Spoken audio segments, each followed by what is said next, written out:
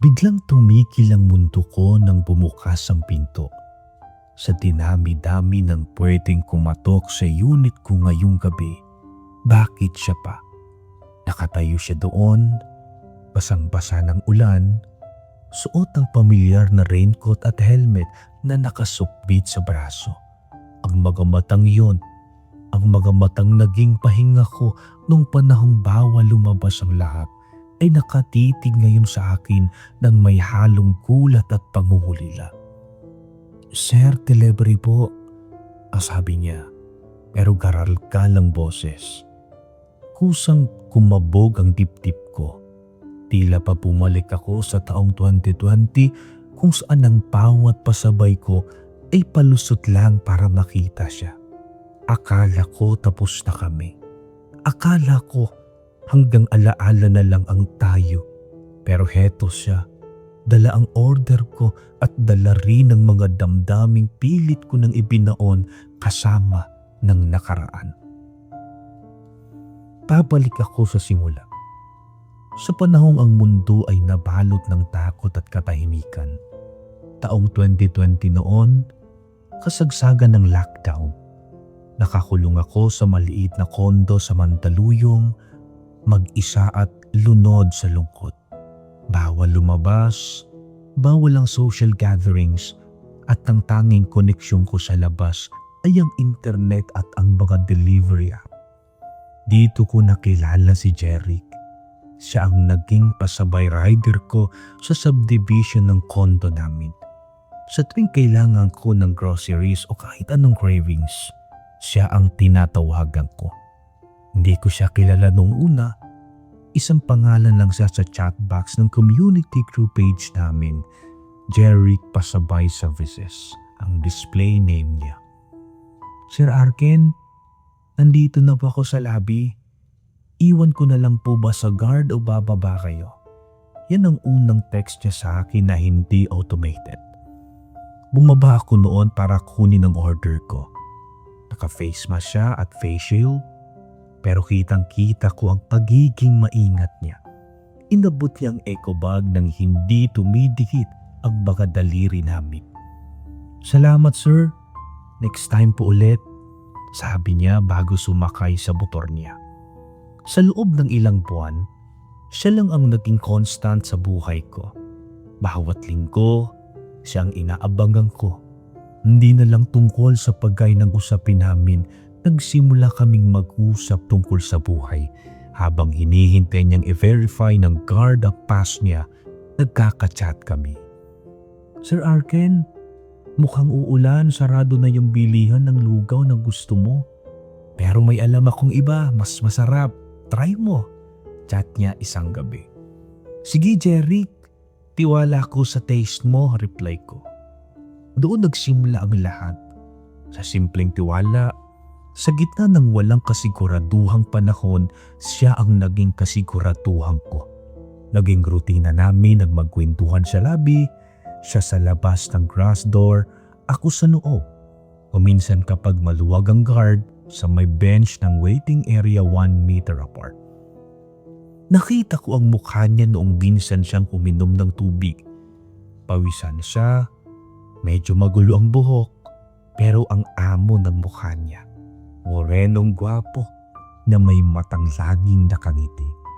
Doon ko naramdaman yung kilig na akala ko patay na, yung kilig na high school lang naramdaman. Umamin ako sa kanya noong Disyembre 2020. Pasko noon, dahil hindi ako makawi sa probinsya, nag-isa ako. Si Jeric tumaan kahit walang delivery. May dala siyang spaghetti na luto ng nanay niya. "Para hindi ka naman malungkot, Sir Arken," sabi niya sa may abot ng Tupperware. "Arken na lang," sabi ko at tinanggap ang pagkain. "Jeric, gusto kita. Higit pa sa rider ko." Natigilan siya at akala ko tatakbo siya palayo. Pero ngumiti siya, yung ngiting umabot sa mata. "Matagal na rin kitang gusto, Arken. Nahihiya lang ako kasi alam mo na, rider lang ako, ikaw mayaman na sa koto." Wala akong pakialam, sagot ko.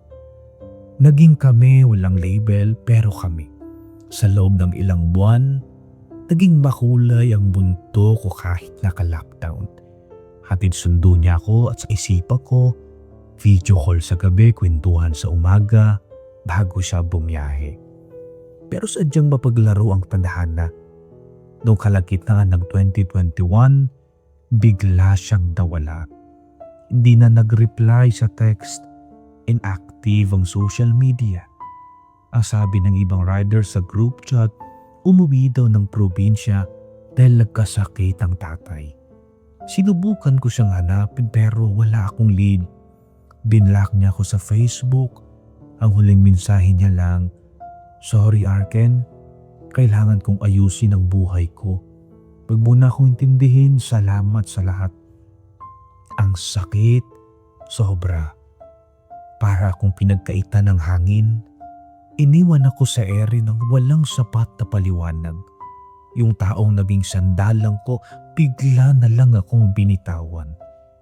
Lumipas ang 2 taon, 2023 na. Bumalik na sa normal ang lahat. Wala nang face shields, maluwag na travel. Naka-move on na rin ako, at least yun ang akala ko. Nakilala ko si Lawrence. Iba si Lawrence kay Jerry. Si Lawrence, stable, isang architect, matured at seryoso sa buhay. Nakilala ko siya sa trabaho. Siya yung tipo ng tao na planado ang lahat.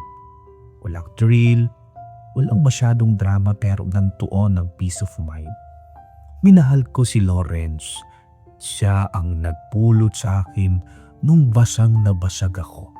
Hindi niya alam ang buong kwento tungkol kay Jerry. At alam niya may ex ako na nang-ghost sa akin. Hindi kita iiwan ng walang paalam, Arken. Pangako niya sa akin nung first anniversary namin. At tinupad niya iyon. Napakabuti niyang tao. Mahal niya ako at ramdam ko yon sa bawat luto niya ng breakfast, sa bawat pagsundo niya sa akin sa opisina, sa bawat I love you bago matulog.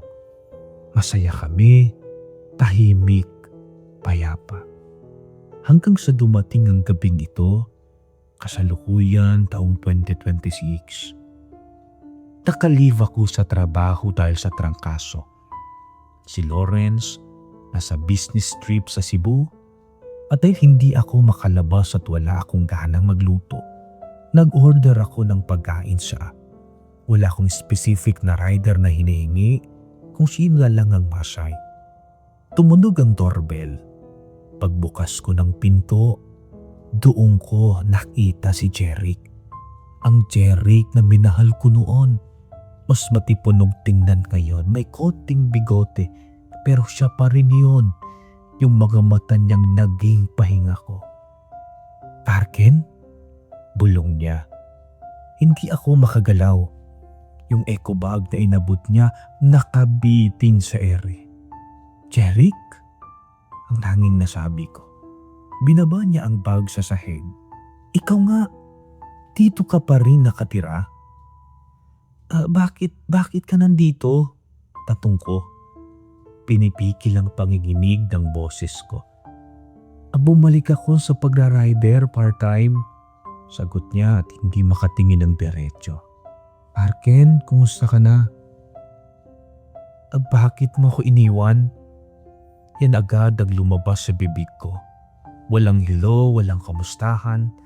Ang galit na inipon ko ng ilang taon biglang sumapog.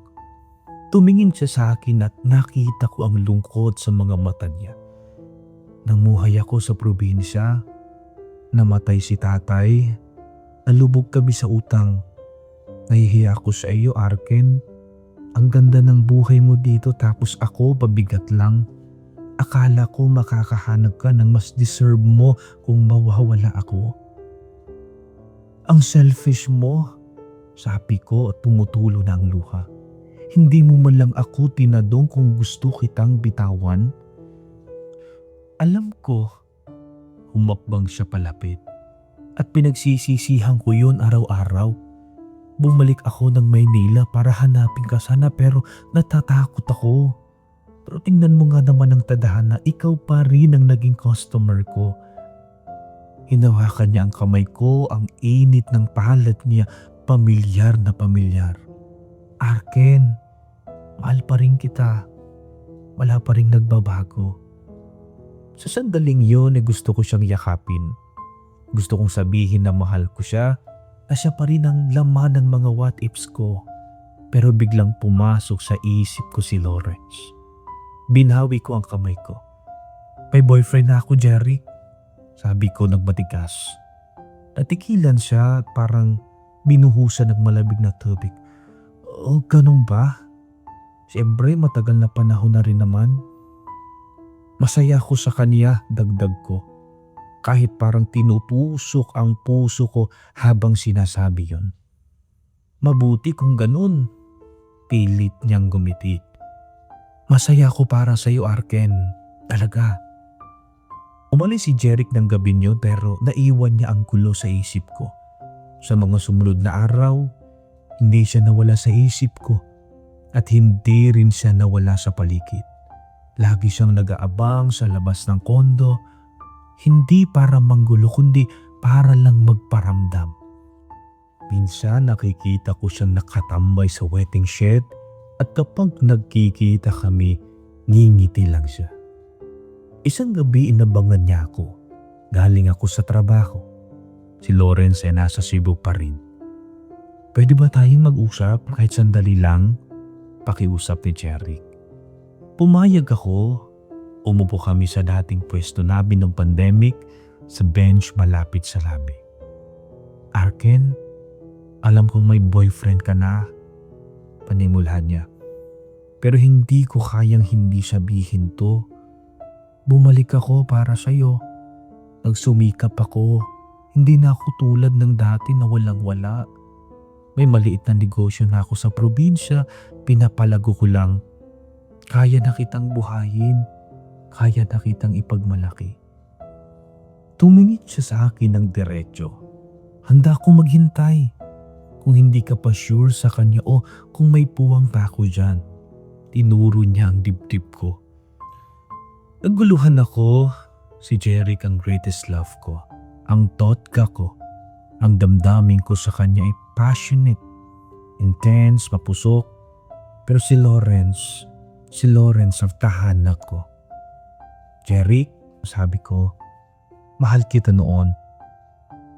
Paano ngayon? Tanong niya. Hindi ko alam. Pag-amin ko. Pero hindi ko pwedeng saktan si Lawrence. Napakabuti niya sa akin. Nandun siya nung panahong iniwan mo ko. Pero masaya ka ba talaga? Yung totoo, paghahamon niya. Hindi ako nakasagot agad. Masaya ako kay Lawrence, oo, pero yung saya na kasama ko si Jeric, iba eh. Yun yung klase ng saya na nakakalimutan mo ang oras. Umuwi si Lawrence kinabukasan. Sinalubong ko siya sa airport. Pagkakita ko sa kanya, niyakap niya ako ng mahigpit. I miss you, love. Pulong niya. Amoy ko ang pamilyar niyang pabango. Ang braso niyang laging nakaalalay. Nararamdaman ko ang guilt habang yakap ako ng boyfriend ko. Iniisip ko ang ex ko. Kinagabihan nagtapat ako kay Lawrence. Sinabi ko na nagkita kami ni Jeric. Sinabi ko na naguguluhan ako. Hinawakan ni Lawrence ang kamay ko. Hindi siya nagalit. Malungkot ang mga mata niya pero nandoon ang pangunawa. Arken, hindi kita pipilitin kung mahal mo pa siya. Kung siya ang pipiliin mo, magpaparaya ko. Dahil ang gusto ko lang maging masaya ka pero sana nasa isipan mo rin kung ano ang meron tayo. Umiyak ako, napakabuti niya. Sobrang buti niya para saktang ko ng ganito. Kinabukasan nakipagkita ako kay Jeric sa huling pagkakataon. Sa isang coffee shop kami nagkita. Suot niyang paborito niyang jacket. Ang gwapo niya. Ang daming alaala ang bumabalik. Pwede kaming magsimula ulit. Pwede naming ituloy yung nautlot na kwento. Hinawakan niya ang kamay ko sa ibabaw ng mesa. Handa ka na bang sumama sa akin, Arken? Iwan natin ang lahat. Huminga ako ng malalim. Tinitigan ko siya. Ang mukha ng unang lalaking minahal ko na totoo sa gitna ng krisis. Jeric, panimula ko. Minahal kita sobra. Ikaw ang liwanag ko nung madilim ang mundo at inaamin ko hanggang ngayon. May parte ka pa rin dito sa puso ko. Lumiwanag ang mukha niya. So? Pero hindi na ako yung Arken noong 2020 at hindi na ikaw yung Jeric na nakilala ko. Marami nang nangyari, marami nang nagbago. Binitiwan ko ang kamay niya. Si Lawrence hindi lang siya panakibutas. Siya yung nag-stay. Siya yung nandoon nung mga panahong wasak ako. Mahal ko siya, Jerry. Mahal ko ang buhay na binuo namin. Unti-unting nawala ang ngiti sa labi ni Jeric. Napalitan ito ng sakit. Pinipili mo siya? Tanong niya. Pasag yung boses. Pinipili ko ang sarili ko ngayon, Jeric. At kasama sa pagpili sa sarili ko ang pagpili sa taong hindi ako iniwan. Sa taong nagbigay sa akin ng peace of mind. Pasensya na, hindi na pwedeng ibalik ang panahon. Tumulo ang luha niya. Naintindihan ko, kasalanan ko naman eh. Hindi ako umalis, siguro tayo pa rin. Siguro sangayin ako. Pero hanggang sana na lang yun. Tumayo ako. Masakit pero magaan. Parang nabunutan ako ng tinig. Salamat sa lahat, Jeric. Iingat ka palagi sa biyahe. Tumalikod ako at naglakad palabas ng coffee shop. Hindi ko na nilingon ang paghikbi niya. Masakit magpaalam sa what could have been. Pero mas masakit kung ipagpalit ko ang sigurado para sa isang bagay na minsan nang nag-iwan. Paglabas ko, nandoon si Lawrence sa kabilang kalsada. Naghihintay sa kotse niya. Nakita niya ako at lumabas siya para pagbuksan ako ng pinto. Kumiti siya. Hindi ngiting nagtatanong kundi ngiting nagtitiwala. Sumakay ako. Hinawakan ko ang kamay niya. Uwi na tayo, love? Tanong niya. Oo, sagot ko at sa pagkakataong ito, buo na ang loob ko. Uwi na tayo. Minsan ang tunay na pag-ibig ay hindi yung bumabalik, kundi yung nananatili. At kahit minahal ko ang aking pasabay rider, mas pinili ko ang taong naging pasahero ko sa hamot ng tunay na buhay.